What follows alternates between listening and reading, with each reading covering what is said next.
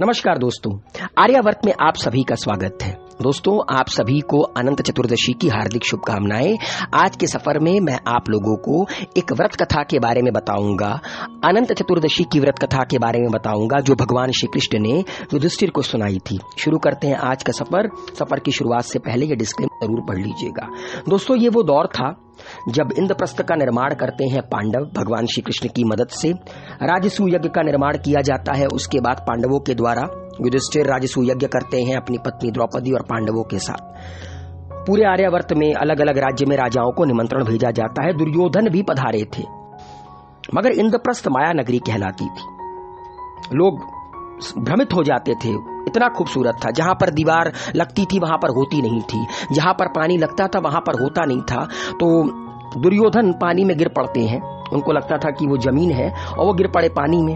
दुर्योधन का अपमान होता है, अंधे का पुत्र अंधा कहा जाता है। अब आज तक ये विवाद है, कोई कहता है कि द्रौपदी ने कहा था, कोई कहता है कि एक दासी ने कहा था। दुर्योधन ने इसका बदला लिया पांडवों से। दूध क्रीड़ा का निर्माण किया, पांडवों को हस्तिनापुर बुलवाया, द्रौपदी का अपमान किया, पांडवों से उनकी सारी संपत्ति छीन ली। पांडवों को 12 वर्ष का वनवास, 1 साल का अज्ञातवास मिला। पांडव वनवास में थे। युधिष्ठिर बड़े विचलित थे। युधिष्ठिर अपना सब कुछ हार चुके थे, अपनी संपत्ति, अपना धन, अपना राज्य, अपनी इज्जत, सब कुछ हार गए थे। पूरे आर्यावर्त में युधिष्ठिर की बदनामी हो रही थी क्योंकि इन्होंने अपनी पत्नी, अपने राज्य सबको दांव पर लगा दिया था। तो भगवान श्री कृष्ण पांडवों से मिलने आते हैं। युधिष्ठिर कहते हैं कि हे प्रभु, मुझे बहुत दुख है, मैं इस दुख को कैसे दूर करूं, मुझे मार्ग प्रशस्त करें। तो भगवान श्री कृष्ण कहते हैं कि आप अनंत भगवान का व्रत करें। फिर भगवान श्री कृष्ण उनको अनंत चतुर्दशी की व्रत कथा सुनाते हैं। वो कहते हैं कि एक प्राचीन काल में एक ब्राह्मण हुआ करता था जिसका नाम सुमंत था, और उसकी पत्नी जिसका नाम दीक्षा था। सुमंत और दीक्षा की एक पुत्री थी, एक बेटी थी जिसका नाम सुशीला था। बहुत खूबसूरत धर्मपरायण लड़की थी। कुछ समय के पश्चात दीक्षा की मृत्यु हो जाती है। सुमंत की पत्नी और सुशीला की मां दीक्षा की मृत्यु हो जाती है। सुमंत दूसरी शादी कर लेते हैं कर्कशा नाम की महिला से। कर्कशा सुशीला को बिल्कुल पसंद नहीं करती थी, सौतेली माँ थी, बिल्कुल पसंद नहीं करती थी। और कुछ समय के पश्चात जो सुमंत थे उन्होंने अपनी बेटी सुशीला की शादी कौंडिन्य ऋषि के साथ कर दी। और शादी की विदाई में कर्कशा अपने दामाद को, मतलब जो सुशीला की सौतेली माँ थी, वो अपने दामाद को एक कपड़े में ढेर सारे ईंट पत्थर बांध कर देती हैं विदाई में। कौंडिन्य ऋषि को बहुत बुरा लगता है, बहुत खराब लगता है, लेकिन फिर भी शादी संपन्न होती है। उसके बाद वो विदा ले लेते हैं। चलते शाम हो जाती है और शाम को फिर कौंडिन्य ऋषि नदी किनारे संध्या करने लगते हैं और उनकी पत्नी सुशीला विचरण करने लगती हैं नदी किनारे। देखती हैं दूर कुछ महिलाएं बैठकर कुछ पूजा कर रही हैं। वो पास जाती हैं, महिलाओं से पूछती हैं किस चीज की पूजा है। महिलाएं उन्हें अनंत व्रत कथा कह सुनाती हैं और पूजा के संपन्न होने पर सुशीला के हाथ में एक अनंत सूत्र का धागा बांध देती हैं। उसके बाद सुशीला वापस आती हैं। यहाँ पर कौंडिन्य ऋषि की संध्या समाप्त होती है। कौंडिन्य ऋषि जब अपनी पत्नी के हाथ की तरफ देखते हैं, उनके हाथ में जब वो सूत्र बंधा हुआ देखते हैं, तो वो पूछते हैं कि क्या तुमने मुझे वश में करने के लिए सूत्र बांधा है? क्योंकि कौंडिन्य ऋषि को कहीं ना कहीं अपने ऐश्वर्य पर, कहीं ना कहीं अपने सामर्थ्य पर बहुत अहंकार था। तो उन्होंने अपनी पत्नी को देखकर कहा, उनके अनंत सूत्र को देखकर कहा कि क्या तुमने मुझे वश में करने के लिए सूत्र बांधा है?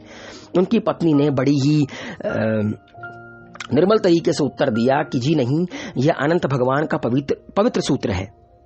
और उन्होंने वो सारी बातें कह बताई जो हुई, कि वहां पर कुछ महिलाएं व्रत कर पूजा कर रही थी, मैं उनके पास गई, उन्होंने मुझे अनंत व्रत कथा कह सुनाया और पूजा के अंत में उन्होंने मेरे हाथ में ये अनंत भगवान का पवित्र सूत्र बांध दिया।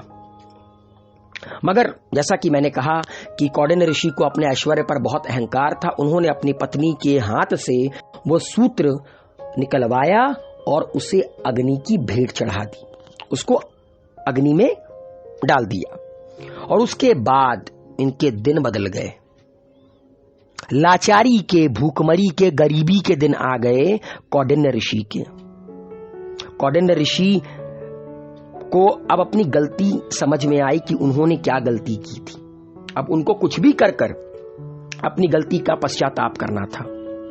जंगल में निकल पड़ते हैं भगवान की खोज में, इधर उधर घूमते रहते हैं, मगर भगवान अनंत मिलते नहीं है। उन्हें माफी मांगनी थी भगवान अनंत से। किसको? कौंडिन्य ऋषि को।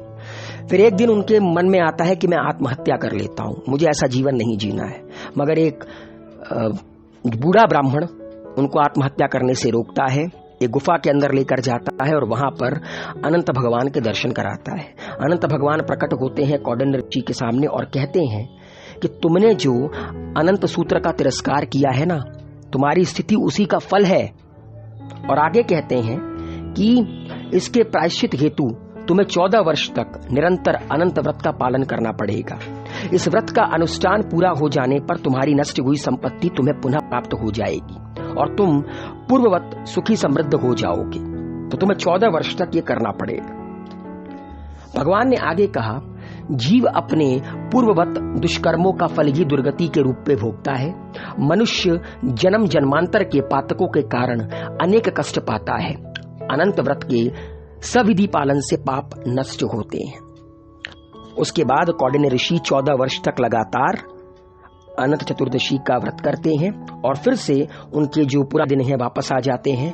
और यही चीज युधिष्ठिर भी करते हैं अपने वनवास के दौरान। और फिर युधिष्ठिर महाभारत का युद्ध करते हैं और फिर आपको पता है उनको इंद्रप्रस्थ भी मिलता है, हस्तिनापुर भी मिल जाता है। तो दोस्तों, आज के सफर की इतनी सी कहानी थी। उम्मीद है आप लोगों को ये कहानी पसंद आई होगी। आप भी अनंत चतुर्दशी का व्रत करें और अपने जीवन को संपन्न बनाएं। Wish you good luck. Thank you. Take care. Bye bye.